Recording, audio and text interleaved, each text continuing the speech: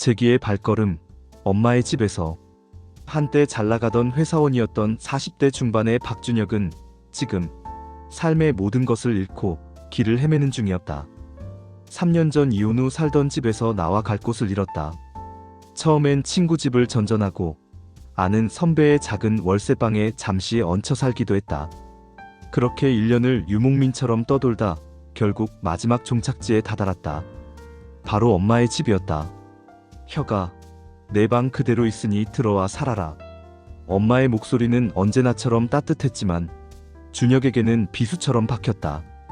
40이 넘은 아들이 갈 곳 없어 엄마 집에 들어가는 신세라니. 자존심이 바닥을 쳤다. 그래도 어쩔 수 없었다. 다니던 직장에서도 결국 버티지 못하고 나왔다. 특별한 기술도 딱히 하고 싶은 일도 없었다. 미래는 잿빛으로 물든 먹구름 같았다. 엄마는 20년 넘게 천식을 알아왔다.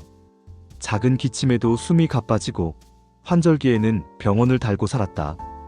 그런 엄마가 아들의 불행을 지켜보며 더 말라가는 것 같았다. 특히 준혁이 이혼하고 방황하는 모습을 보면서 천식 증세가 더 심해졌고 우울증까지 겹쳐져 하루 종일 침대에 누워있는 날이 많아졌다. 준혁은 그런 엄마를 볼 때마다 가슴 한구석이 죄어왔다. 자신이 짐이 되는 것만 같았다. 문제는 또 있었다. 엄마 집에는 2살 어린 여동생 지선도 함께 살고 있었다.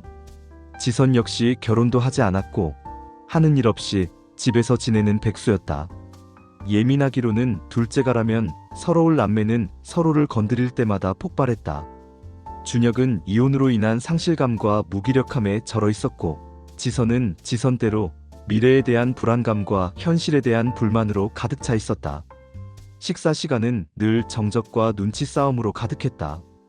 어쩌다 사소한 일이라도 터지면 고성이 오갔고 결국 서로에게 입도 뻥긋하지 않는 싸움이 며칠씩 이어졌다. 그때마다 엄마는 말없이 한숨만 내쉬거나 애써 웃으며 분위기를 전환하려 했지만 역부족이었다. 엄마의 잔소리는 준혁에게는 비수로, 지선에게는 귀찮은 소음으로 들렸다. 준혁은 무력했다. 매일 늦잠을 자고 멍하니 천장만 바라보는 날이 많았다.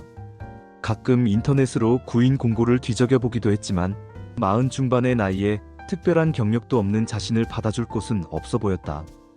그래도 완전히 손을 놓을 수는 없었다. 그에게는 아무도 모르는, 결코 놓을 수 없는 끈이 있었다. 바로 11살 현서와 9살 예준, 두 아이들이었다. 이혼 후 3년 동안 준혁은 아이들을 단 한 번도 보지 못했다. 전 아내는 그에게 양육비를 요구하지도 않았고 아이들을 만나게 해주지도 않았다. 처음에는 너무나 힘들어서 아이들을 만날 엄두조차 내지 못했다. 하지만 시간이 흐를수록 아이들에 대한 그리움은 사무치게 커져갔다. 그는 비록 직장을 잃고 엄마 집에 얹혀 사는 신세였지만 어떻게든 돈을 구해 전 아내에게 생활비를 몰래 보내고 있었다. 아이들이 조금이라도 더 나은 환경에서 자라기를 바라는 아버지의 마음이었다. 혹시나 엄마나 지선이 알게 될까봐 노심초사하며 밤늦게 몰래 일어나 노트북으로 송금을 하곤 했다. 송금 버튼을 누를 때마다 죄책감과 안도감이 뒤섞인 복잡한 감정이 밀려왔다. 그러던 어느 날 밤, 엄마의 기침 소리가 유난히 더 심하게 들렸다. 밭은 기침이 끊이지 않고 이어졌다. 준혁은 벌떡 일어나 엄마 방으로 향했다. 엄마는 숨을 헐떡이며 앉아 약을 찾고 있었다.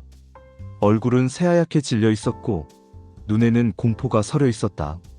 준혁은 서둘러 약을 찾아 엄마에게 건넸다. 약을 먹은 후에도 한동안 숨을 고르지 못하는 엄마를 보며 준혁은 극심한 죄책감에 휩싸였다. 내가 이렇게 무능해서 엄마가 이렇게 힘든 거야. 그날 이후 준혁은 달라졌다. 무기력하게 누워있을 수만은 없었다. 아이들을 위해서라도, 그리고 병든 엄마를 위해서라도 다시 일어서야 했다. 그는 밤늦게까지 컴퓨터 앞에 앉아 자신에게 맞는 일자리를 찾아 나섰다. 경력이 없어도 할 수 있는 일, 몸이 힘들어도 돈을 벌 수 있는 일이라면 무엇이든 상관없었다. 몇 번의 좌절이 있었지만 그는 포기하지 않았다. 전 아내에게 보냈던 마지막 송금 영수증을 지갑에 넣고 다니며 자신을 채찍질했다. 마침내 한 작은 물류회사에서 아르바이트 자리를 구했다. 새벽부터 나가 무거운 짐을 나르고 밤늦게야 파김치가 되어 돌아왔다. 온몸이 쑤시고 힘들었지만 주머니에 들어오는 몇 푼의 돈과 다시 무언가를 해내고 있다는 성취감은 그에게 새로운 활력을 불어넣었다. 엄마는 준혁이 다시 바깥으로 나가는 것을 보며 안도하는 눈치였다. 새벽 일찍 나가는 아들을 위해 조용히 아침밥을 차려주기도 했다. 지선은 여전히 삐딱했지만 적어도 더 이상 준혁에게 대놓고 시비를 걸지는 않았다. 어느 정도 돈이 모이자 준혁은 전 아내에게 연락했다. 3년 만이었다. 처음에는 어색하고 망설였지만 아이들을 다시 만나고 싶다는 간절한 마음이 그를 이끌었다. 전 아내 역시 처음에는 망설였지만 준혁이 꾸준히 생활비를 보내왔다는 사실과 그의 진심 어린 사과에 마음을 열었다. 아이들이 아빠를 많이 그리워해요. 만나게 해줄게요. 그 말을 듣는 순간 준혁은 눈물이 터져 나올 뻔했다. 그리고 며칠 뒤 기적 같은 순간이 찾아왔다. 준혁이 엄마 집 거실에서 멍하니 창밖을 바라보고 있을 때였다. 현관문이 열리고 아이들의 목소리가 들렸다. 아빠. 11살 현서와 9살 예준이었다.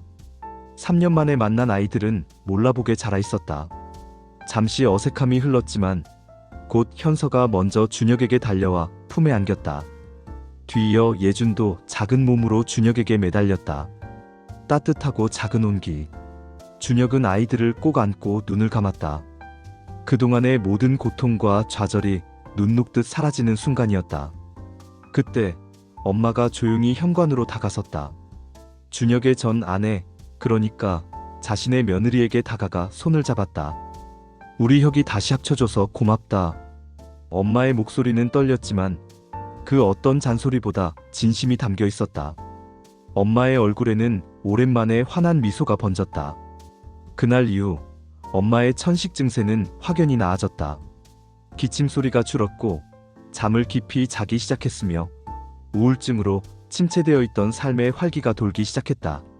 손주들이 엄마 집에 놀러 오면 엄마는 어느 때보다 생기 넘치는 모습으로 아이들과 웃고 떠들었다.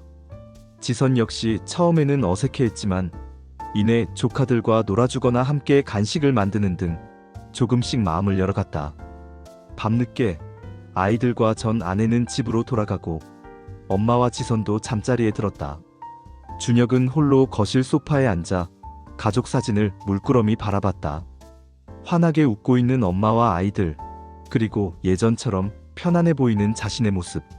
문득 아득히 먼 과거의 기억 하나가 떠올랐다.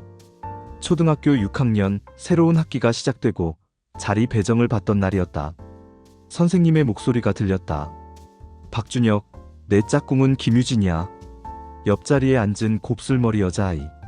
처음엔 낯설고 어색했다. 하지만 쉬는 시간에는 그림을 그리며 깔깔거렸고 숙제를 함께 하다가 밤늦도록 전화 통화를 했던 날도 많았다.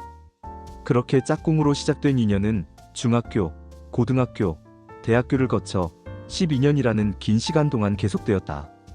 수많은 기쁨과 슬픔을 함께 나누고 서로의 가장 든든한 버팀목이 되어주었던 시간들.